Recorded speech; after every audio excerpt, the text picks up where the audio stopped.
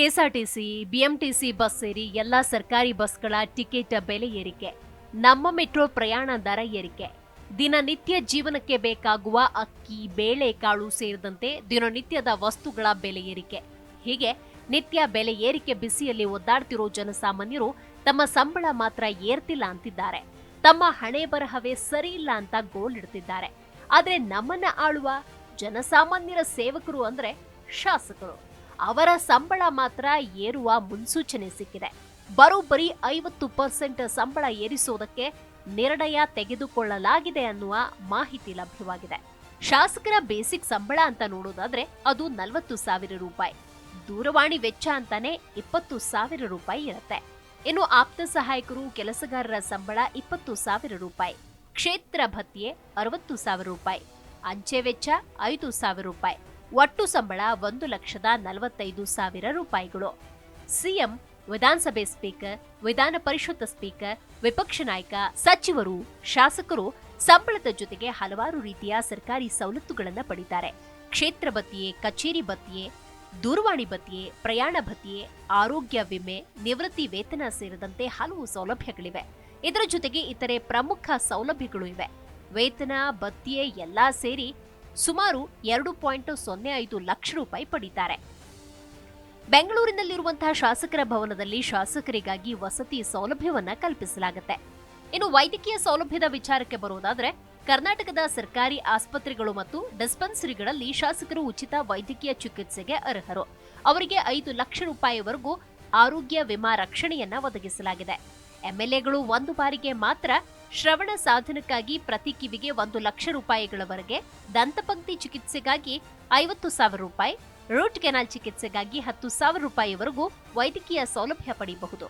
ಇನ್ನು ಅವರ ಕುಟುಂಬದ ಕೆಲ ಸದಸ್ಯರಿಗೆ ಅಂದ್ರೆ ತಂದೆ, ತಾಯಿ, ಹೆಂಡತಿ, ಮಕ್ಕಳು ಇತ್ಯಾದಿ ಇವರಿಗೂ ಈ ಸೌಲಭ್ಯ ನೀಡಲಾಗುತ್ತೆ. ಇನ್ನು ಪ್ರಯಾಣ ಸೌಲಭ್ಯದ ವಿಚಾರಕ್ಕೆ ಬರೋದಾದ್ರೆ, ಶಾಸಕರು ತಮ್ಮ ಕ್ಷೇತ್ರ ಮತ್ತು ಬೆಂಗಳೂರು ನಡುವಿನ ಪ್ರಯಾಣದ ವೆಚ್ಚವನ್ನ ಭರಿಸುವುದಕ್ಕೆ ಪ್ರಯಾಣ ಭತ್ಯೆ ನೀಡಲಾಗುತ್ತೆ. ಅವರು ರಾಜ್ಯ ಸಾರಿಗೆ ಬಸ್ ಅಥವಾ ರೈಲುಗಳಲ್ಲಿ ಉಚಿತ ಪ್ರಯಾಣಕ್ಕೆ ಅರ್ಹರು. ಪ್ರತಿ ಕಿಲೋಮೀಟರ್ಗೆ 35 ಅಥವಾ ಪ್ರತಿ ವಿಧಾನಸಭೆ ಹಾಜರಾತಿಗೆ 1,500 ರೂಪಾಯಿ ನೀಡಲಾಗುತ್ತೆ. ಶಾಸಕರು ವಿಮಾನ ಅಥವಾ ರೈಲ್ವೆ ಮೂಲಕ ಸಂಚರಿಸುವಾಗಲೂ ಅನೇಕ ಸೌಲಭ್ಯ ಪಡೆಯುತ್ತಾರೆ. 1 ಅಥವಾ 1ಕ್ಕಿಂತ ಹೆಚ್ಚು ಬಾರಿ ತಾವೊಬ್ಬರೇ ಅಥವಾ ತಮ್ಮ ಸಹಚರರೊಂದಿಗೆ ಪ್ರಯಾಣಿಸಬಹುದು. ಇದಕ್ಕಾಗಿ ಏಪ್ರಿಲ್ ಮತ್ತು ಅಕ್ಟೋಬರ್ ತಿಂಗಳಲ್ಲಿ 2,50,000 ರೂಪಾಯಿಗಳನ್ನು ನೀಡಲಾಗುತ್ತೆ.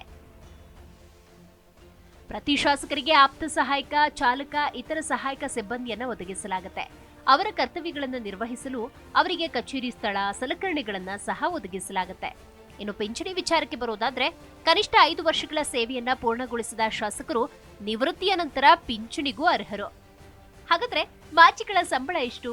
ನಿವೃತ್ತ ಎಂಎಲ್ಎ ಮತ್ತು ಎಂಎಲ್ಸಿಗಳು ಸಂಬಳ ಮತ್ತು ಹಲವು ಸೌಲಭ್ಯ ಪಡೆಯುತ್ತಾರೆ. ಅವರು ಒಂದು ಅವಧಿಗೆ ಅಧಿಕಾರ ನಡೆಸಿದ್ರೆ ನಿವೃತ್ತಿ ವೇತನ 40,000ದಿಂದ 50,000 ರೂಪಾಯಿಗಳವರೆಗೆ ಏರಿಸಲಾಗಿದೆ. ಅವರು 5 ವರ್ಷಕ್ಕಿಂತ ಹೆಚ್ಚಿನ ಅವಧಿಗೆ ಅಧಿಕಾರ ನಡೆಸಿದ್ರೆ ಪ್ರತಿ ತಿಂಗಳು ಹೆಚ್ಚುವರಿಯಾಗಿ 5,000ವನ್ನ ನೀಡಲಾಗುತ್ತೆ. ಆದರೆ ಇದು ಮಾಸಿಕ 1 ಲಕ್ಷ ರೂಪಾಯಿಗಳನ್ನ ಮೀರುವಂತಿಲ್ಲ. ಹಾಗಾದ್ರೆ ಮಾಜಿ ಶಾಸಕರಿಗೆ ಸಿಗುವಂತಹ ಸೌಲಭ್ಯಗಳೇನು? ಹೆಚ್ಚಿನ ರಾಜ್ಯಗಳು ಮತ್ತು ಪ್ರಾಂತ್ಯಗಳು ಮಾಜಿ ಶಾಸಕರಿಗೆ ಪಿಂಚಣಿ ಪ್ರಯೋಜನಗಳನ್ನು ಒದಗಿಸುತ್ತೆ. ಇದು ಸೇವೆಯ ಅವಧಿ ಮತ್ತು ಇತರ ಅಂಶಗಳನ್ನು ಅವಲಂಬಿಸಿ ಬದಲಾಗಬಹುದು. ಇನ್ನು ಕಚೇರಿ ಸ್ಥಳ ಅಂತ ನೋಡೋದಾದ್ರೆ, ಕೆಲವು ರಾಜ್ಯಗಳು ಮತ್ತು ಪ್ರಾಂತ್ಯಗಳು ಮಾಜಿ ಶಾಸಕರು ಅಧಿಕಾರ ತೊರೆದ ನಂತರ ನಿರ್ದಿಷ್ಟ ಅವಧಿಗೆ ಕಚೇರಿ ಸ್ಥಳವನ್ನು ಒದಗಿಸುತ್ತೆ. ಆ ಜಾಗವನ್ನ ಆಡಳಿತಾತ್ಮಕ ಉದ್ದೇಶಗಳಿಗಾಗಿ ಅಥವಾ ತಮ್ಮ ರಾಜಕೀಯ ಕೆಲಸವನ್ನ ಮುಂದುವರಿಸಲು ಬಳಸಬಹುದು. ಸಹಾಯಕರ ವಿಚಾರಕ್ಕೆ ಬರೋದಾದ್ರೆ, ಕೆಲವು ರಾಜ್ಯಗಳು, ಪ್ರಾಂತ್ಯಗಳು ಸೀಮಿತ ಅವಧಿಗೆ ಮಾಜಿ ಶಾಸಕರಿಗೆ ಕಾರ್ಯದರ್ಶಿಯ ಸಹಾಯ ಒದಗಿಸುತ್ತೆ. ಈ ಸಹಾಯ ಮಾಜಿ ಶಾಸಕರ ಕೆಲಸಕ್ಕೆ ಸಂಬಂಧಪಟ್ಟಂತೆ ಆಡಳಿತಾತ್ಮಕ ಬೆಂಬಲ, ಪತ್ರ ವ್ಯವಹಾರ, ಇತರ ಕಾರ್ಯಗಳನ್ನ ಒಳಗೊಂಡಿರುತ್ತೆ.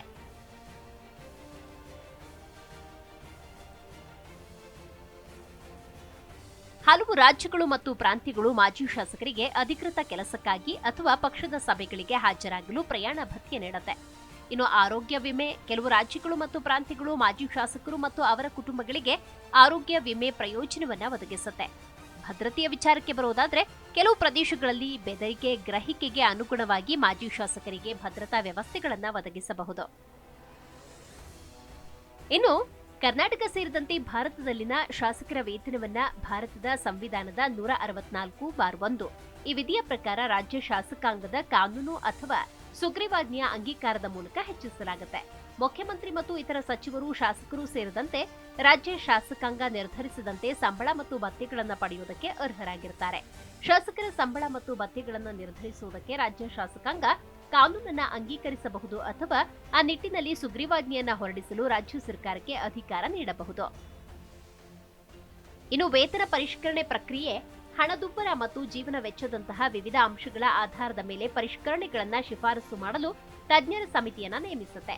ಅಂತಿಮವಾಗಿ ಸಂವಿಧಾನದ 164(1) ವಿಧಿಯ ನಿಬಂಧನೆಗಳ ಪ್ರಕಾರ ಶಾಸಕರ ವೇತನವನ್ನ ನಿರ್ಧರಿಸುವ ಅಧಿಕಾರ ರಾಜ್ಯ ಶಾಸಕಾಂಗದ ಮೇಲಿರುತ್ತೆ. ಇನ್ನು ಕರ್ನಾಟಕದಲ್ಲಿ ಶಾಸಕರ ವೇತನ ಪರಿಷ್ಕರಣೆಯನ್ನ ರಾಜ್ಯ ಸರ್ಕಾರ ಆವರ್ತಕ ಪರಿಶೀಲನೆ ಮತ್ತು ಪರಿಷ್ಕರಣೆಯ ಪ್ರಕ್ರಿಯೆಯ ಮೂಲಕ ನಿರ್ಧರಿಸುತ್ತೆ. ಹಣದುಬ್ಬರ, ಜೀವನ ವೆಚ್ಚ, ತಜ್ಞರ ಸಮಿತಿಗಳ ಶಿಫಾರಸುಗಳಂತಹ ವಿವಿಧ ಅಂಶಗಳ ಆಧಾರದ ಮೇಲೆ ಸಾಮಾನ್ಯವಾಗಿ ಶಾಸಕರ ವೇತನ ಮತ್ತು ಭತ್ಯೆಗಳನ್ನ ಪರಿಷ್ಕರಿಸಲಾಗುತ್ತೆ. ಹಾಗಾದ್ರೆ ರಾಜಕಾರಣಿಗಳ ಸಂಬಳ ಸೌಲಭ್ಯ ಕಡಿತವಾಗುವುದು ಯಾವಾಗ? ಕರ್ನಾಟಕದಲ್ಲಿ ಶಾಸಕರ ವೇತನ ಮತ್ತು ಭತ್ಯೆಗಳನ್ನ ಭಾರತದ ಸಂವಿಧಾನದ 164(1) ವಿಧಿಯ ಪ್ರಕಾರ ರಾಜ್ಯ ಶಾಸಕಾಂಗ ಕಾನೂನು ಅಥವಾ ಸುಗ್ರೀವಾಜ್ಞೆಯ ಅಂಗೀಕಾರದ ಮೂಲಕ ಕಡಿಮೆ ಮಾಡಬಹುದು. ಈ ಹಿಂದೆಯೂ ಕರ್ನಾಟಕದಲ್ಲಿ ಶಾಸಕರ ವೇತನ ಕಡಿತಗೊಳಿಸಿದ ನಿದರ್ಶನ ಇದೆ. ಉದಾಹರಣೆಗೆ 2020ರಲ್ಲಿ ಕೋವಿಡ್-19 ಸಾಂಕ್ರಾಮಿಕ ರೋಗದಿಂದ ಉಂಟಾದ ಆರ್ಥಿಕ ಒತ್ತಡವನ್ನು ಉಲ್ಲೇಖಿಸಿ ರಾಜ್ಯ ಸರ್ಕಾರ 1 ವರ್ಷದ ಅವಧಿಗೆ ಶಾಸಕರು, ಸಚಿವರು, ಮುಖ್ಯಮಂತ್ರಿಗಳ ಸಂಬಳ, ಭತ್ಯೆಗಳಲ್ಲಿ 30% ಕಡಿತ ಘೋಷಿಸಿತ್ತು. ಜಿ ಕನ್ನಡ ನ್ಯೂಸ್ ಈಗ ನಿಮ್ಮ ಮನೆಯಲ್ಲೇ ನೋಡಿ. ಎಲ್ಲ ಕೇಬಲ್ಗಳಲ್ಲಿ ಈಗ ಲಭ್ಯ. ನಿಮ್ಮ ನೆಚ್ಚಿನ ಜಿ ಕನ್ನಡ ನ್ಯೂಸ್ ಈಗ ಸನ್ ಡೈರೆಕ್ಟ್ ನಲ್ಲಿ number 292, Tata play number 1664, Jio TV number 1334, NXT digital number 30, N cable number 30, city networks 51, U digital number 162, GTPL number 17, Rockline telecommunications number 42, Shri Basaveshwara cable number 168, rural cable network 60, Vinayaka digital 57, Abhishek cable 821, city channel 53, Siddeshwara cable network 57, ವಿ4 digital infotech 628, Surya digital networks 53, Gajanan digital number 836, Malnad infotech private limited number